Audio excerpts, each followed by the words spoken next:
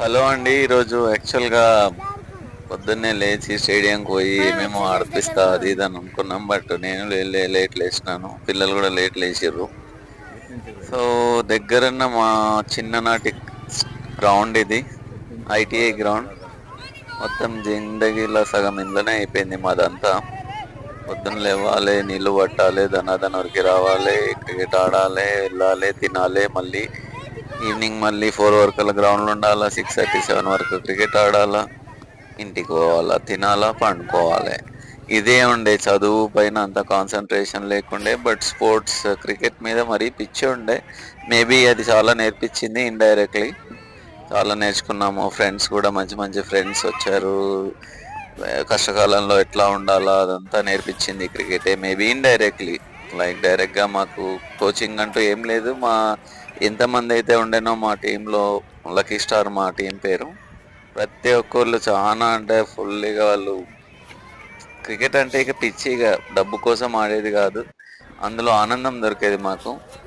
చుట్టుపక్కల ఎక్కడికి వెళ్ళినా అందరు గుర్తుపట్టేటోళ్ళు క్రికెట్ వల్లనే. అరే వీడికి మంచి క్రికెట్ ఆడుతుండే అని చెప్పి వాళ్ళ ఊర్లలో క్రికెట్ మ్యాచ్లకు పిలిచేటోళ్ళు. ప్రతి ఒక్కరు గుర్తుపట్టేటోళ్ళు. అసలు టైమే తెలిసేది కాదు, మార్నింగ్ నుంచి నైట్ వరకు ఇంకా దాని గురించే డిస్కషన్స్, అదే నడిచేది. ఇంకా ఇవాళ మా పిల్లల్ని తీసుకొచ్చున్నాను, వాళ్ళు ఆడుతున్నారు. పిల్లలు అయితే చాలా మంది ఉన్నారు, వాళ్ళ ఎక్స్పెక్ట్ చేయలేదు ఇంతమంది ఉంటారని. అప్పట్లో ఎంత ఎంకరేజ్మెంట్ కానీ ఎంత లిబర్టీ ఉండేది కాదు పిల్లలకి, డైరెక్ట్ వెళ్ళి చిన్న ఏజ్ లోనే వెళ్ళి ఆడుకునే అంత. బట్ ఇప్పుడు అంతా చేంజ్ అయిపోయింది, చాలా మంది ఆడుతున్నారు. హోప్ఫుల్లీ ఇది గ్రౌండ్ నుంచి ఇంకా మంచి రేపటి ఫ్యూచర్ పిల్లలు తయారవుతారని ఎక్స్పెక్ట్ చేస్తున్నాను. చాలా డెవలప్ అయింది ఐటీఐ. అప్పట్లో పాత బిల్డింగ్లు, పిచ్చి చెట్లు చాలా ఉండే, కాంపౌండ్ వాళ్ళు కూడా సరిగ్గా ఉండేది కాదు. బట్ ఇవాళ చూస్తే బాగైంది. లైక్ వాకింగ్ ట్రాక్ అయింది, ఎక్సర్సైజ్ చేయడానికి. టీఆర్ఎస్ గవర్నమెంట్లో అప్పట్లో నాకు తెలిసి ఇష్యూ అయినట్టున్నాయి, ఇవన్నీ ఎక్విప్మెంట్స్ అన్ని సెటప్ చేసిండ్రు. వాకింగ్ క్లబ్ కూడా ఏదో కమిటీ కూడా ఉన్నట్టు ఉంది.